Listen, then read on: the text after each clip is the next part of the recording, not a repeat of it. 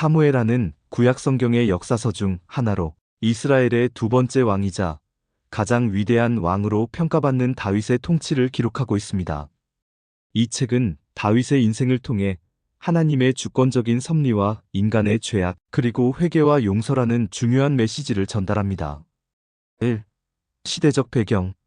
사무엘하는 사울 왕의 죽음부터 시작하여 다윗이 이스라엘의 왕이 되고 통일 왕국을 이룬 후 그의 말년까지의 약 40년간의 역사를 다룹니다. 이 시기는 사사시대의 혼란을 끝내고 왕정 국가가 확립되는 중요한 과도기였습니다.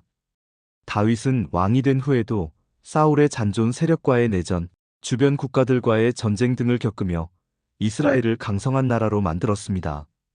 다윗의 통치 기간은 기원전 1011년경부터 971년경까지로 추정됩니다. 2. 주요 인물.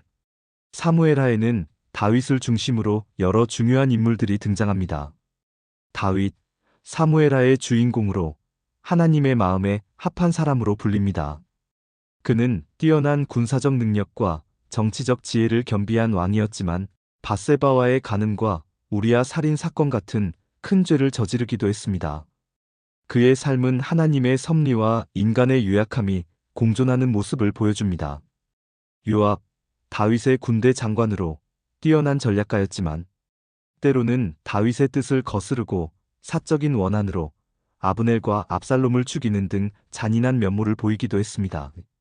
나단 선지자, 다윗에게 하나님의 뜻을 전하고 다윗의 죄를 신랄하게 책망하는 인물입니다. 그의 책망을 통해 다윗은 자신의 죄를 깨닫고 진심으로 회개합니다.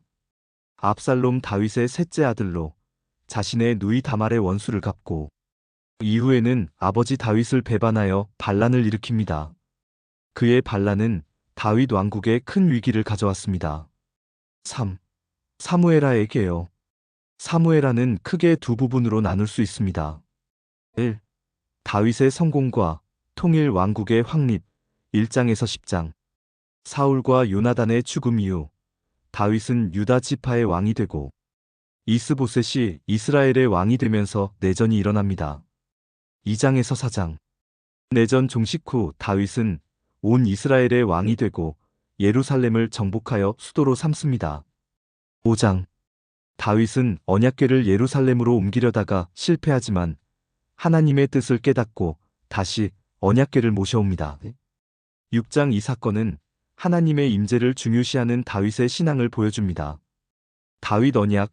다윗이 성전을 건축하려는 계획에 대해 하나님은 나단 선지자를 통해 다윗의 왕위가 영원히 견고할 것이라는 언약을 하십니다. 7장. 이 언약은 다윗의 후손인 예수 그리스도를 통해 궁극적으로 성취될 메시아 왕국에 대한 예표로 해석됩니다. 2. 다윗의 범죄와 고난 11장에서 24장.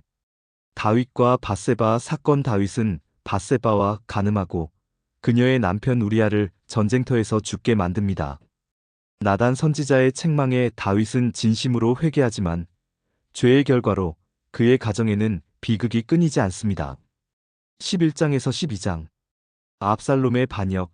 다윗의 아들들이 죄로 인해 비극적인 사건들을 겪고 결국 압살롬이 반란을 일으킵니다.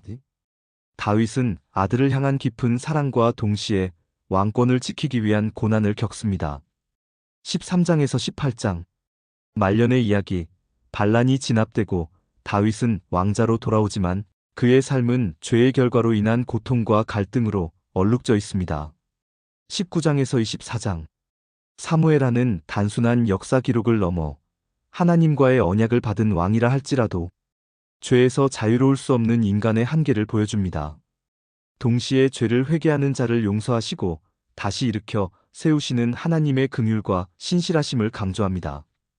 다윗의 이야기는 성공과 실패, 승리와 고난을 통해 궁극적으로 영원한 왕이신 예수 그리스도를 바라보게 하는 중요한 역할을 합니다.